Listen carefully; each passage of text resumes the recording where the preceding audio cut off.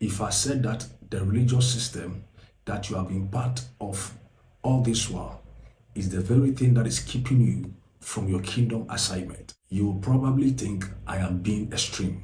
But here is the uncomfortable truth that most pastors will not tell you. Jesus did not come to start a religion. He did not come to build a denomination. Jesus came preaching one message, and that message is the kingdom, not Christianity, not church membership, not religious programs. The kingdom.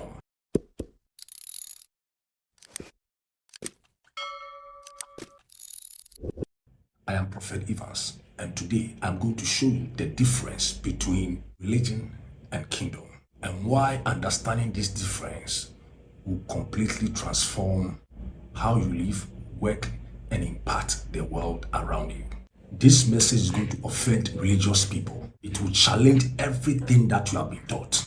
But if you are tired of Sunday Christianity that has no power on Monday through to Saturday, if you are ready to step into your true assignment, then this message is the most important message you will hear this year. Let me show you something that most Christians have never noticed. When Jesus began his ministry in the book of Mark, chapter 1, verse the 14 and 15, he said, "The time is fulfilled and the kingdom of God is at hand. Repent and believe in the gospel." Not become religious, nor follow these denominational rules. The kingdom. In fact, if you search the gospels, Matthew, Mark, Luke, and John, Jesus mentioned the word kingdom over 100 times. Do you know how many times Jesus said, start a church? 0. How many times did he say build a denomination? 0. How many times did he command people to become religious? 0. But somehow, 2,000 years later, we have turned the kingdom message into religious programs, denominational divisions, and Sunday morning performances that have nothing to do with what Jesus preached. Watch this. I spent years in religious system. I thank God for genuine churches that preach the truth. But I watched believers become experts at religious activity while remaining powerless in actual lives. They could quote scriptures, but they cannot influence their workplace. They could attend every church service, but have no impact at the marketplace. They knew every worship song, but didn't know their kingdom assignment. That is not what Jesus died for. All that is religion masquerading as kingdom. It is time for you and I to step into the kingdom of God and reflect our citizenship of the kingdom and live up to our assignment given to us by the King, which is God, the King of the kingdom. Let me break down the fundamental differences between religion and kingdom. And I need you to be very honest to yourself that which one of these that I'm going to mention describes your current reality. Difference 1, location. Religion says the kingdom is in the church building. Go to church on Sunday and encounter God. Now, don't get me wrong. I am not against going to church on Sundays or we coming together. For the scripture says we should not forsake the gathering of ourselves. So it is very important. But what I am talking about is when our gathering has no influence, when our gathering does not reveal the kingdom and our participation in the kingdom. Jesus said, the kingdom is within you. Luke chapter 17, verse 21. You are the church and you carry the kingdom with you wherever you go. This is what every child of God must understand. That we do not only encounter God when we go to church or when we gather in the church on a Sunday, but the truth of the matter here is that you carry God as a child of God. You are the church. So it stands to reason that wherever you go, you are carrying God. Religion creates sacred secular divide, but the kingdom mindset says everything is sacred. Your workplace is your mission field. Your business is also your ministry. Your classroom must also be your pulpit. You don't just go to church. You are the church deployed and sent forth to the marketplace, workplace, educational systems, and every sphere of influence. Ask yourself, do you only encounter God at church services? Or do you recognize that you carry the kingdom of God into every environment that you will enter? Difference number 2, focus. Religion focuses on programs, services, activities, membership, attendance.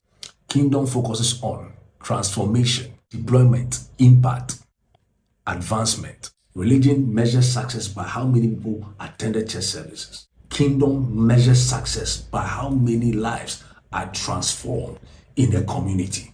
Religion asks, are you a member? Kingdom asks, are you deployed? Religion says, come to programs. Kingdom says, go into all the world. I have seen churches with thousands of members, but have little or no impact over the city where the church is found. The crime rate doesn't drop. The education system doesn't improve. The marketplace remains corrupt. The government stays the same. Nothing is changing. But in that society, you have a lot of people that says and claims they are Christians.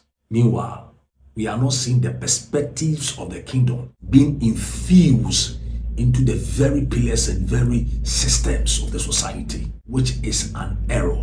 The kingdom of God is not about building bigger audiences. It's about raising kingdom militants, kingdom envoys, ambassadors who go about to transform nations, cities, and communities. Difference number 3, identity.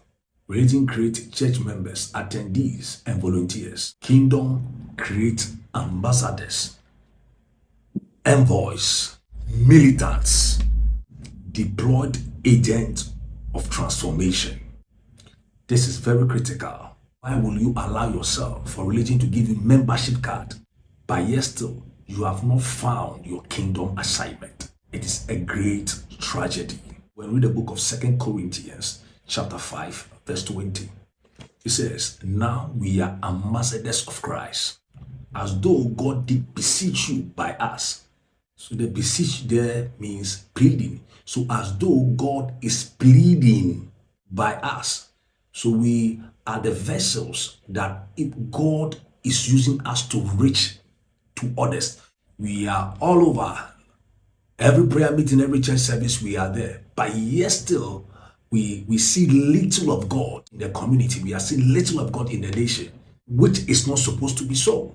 As many as we are, should be the reflection of how much of God we are going to see in the society and in the nation. Remember this, kingdom says we are ambassadors, not just church members.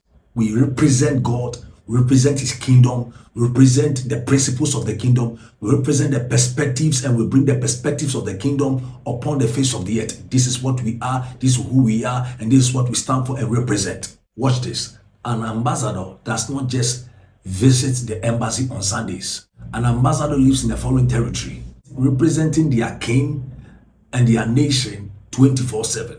You, when you go to work on Monday, do you go to work as just an employee who is there to work for money? Or are you an ambassador of the kingdom, representing Jesus Christ at the workplace? When you walk into your school, do you find yourself to be just a student, or you see yourself to be a kingdom envoy, a militant sent forth to influence the territory of your campus and even the educational system? Watch this. Your identity will determine your activity. If you see yourself as a church member, you will act like a consumer. Who is the guest speaker? Let me go to this prophetic church here. Let me go to this prayer gathering here. Because you are seeing yourself as a church member who needs to be ministered to. But if you see yourself as a kingdom ambassador, you will act like a producer, a minister, a giver. You will constantly ask yourself these questions. What kingdom impact can I make today? What kingdom impact can I make in this person's life? What kingdom impact can I make in this society? What kingdom impact can I use my promotion, my office, my position, my power, my money to make today? That question becomes constant with you. every day. Difference number 4, authority. Religion teaches you follow denominational rules, and that is where they keep you. They hold you bound. Religious system makes a lot of people stuck. It's as if they are being held hostage and they are in bondage. Kingdom teaches you have been given authority to advance God's purpose in every sphere. Step out of the church and go and make influence. Go and cause changes in everywhere you find yourself. That's his kingdom. Jesus said in the book of Luke chapter 10, verse 19, he said, I have given you authority to trample on scorpions and serpents and all the powers of the enemy, and they shall by no means hurt you. And the authority is given to you is for you to administer influence, bringing forth the perspectives of the kingdom in every sphere you find yourself. Religion creates dependence. In every religious society, the leaders in their place create dependence on them. So they will want the people to depend on them for everything. You will need your pastor to pray for you. You will need your prophets to prophesy and to give you a word. You will need a church program before you can encounter God. These are religious systems. Now get this. I'm not saying that your pastor can't pray for you. You will need your pastor to pray for you. You will need a prophet to prophesy to you. But what I am saying is when you think that the only person that can pray for you is your pastor, and you can't pray for yourself, and you can't know God for yourself, and you can't build a relationship with God for yourself, and you are waiting for your pastor to pray for you before you can activate your own faith, before you can advance and move in certain realms, except your pastor does it for you. That is religion. They serve you with a religion, waiting for the prophet to prophesy to you. So without a prophet, you cannot hear God for yourself, which is an error. He said, in the last day he shall pour his spirit upon all flesh, and his sons and daughters will prophesy. His young men shall see visions, and old men shall dream dreams. The end time church in itself is a prophetic church. The New Testament church is a prophetic church.